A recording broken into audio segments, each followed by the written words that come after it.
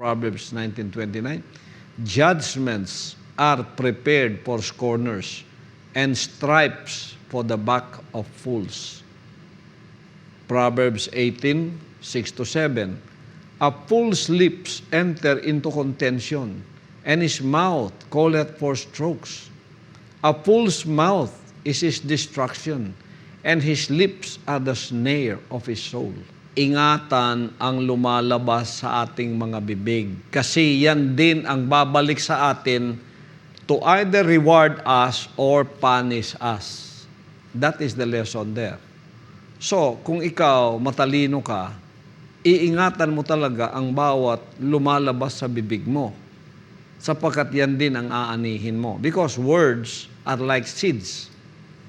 When you blurt them out, whether they are pleasant to the ears or not, as long as they came out from your heart to your mouth, and they are out, they are like seeds sown on the earth.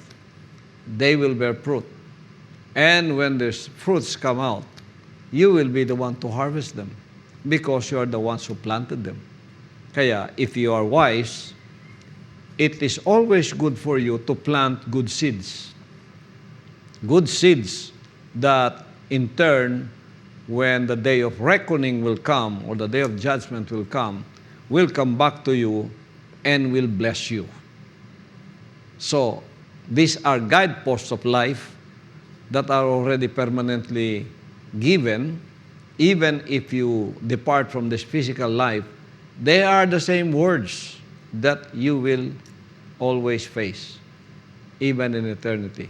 That's why the Lord Jesus Christ said, heaven and earth shall pass away, but my words will not pass away. These words are the same words that are guiding us today, and that they are the same words that will usher us into the eternal bliss called paradise or heaven, in which every man should go after this physical death. Yun ang gusto't nasa natin. Pero kailangan sundin natin ang mga guideposts na ito.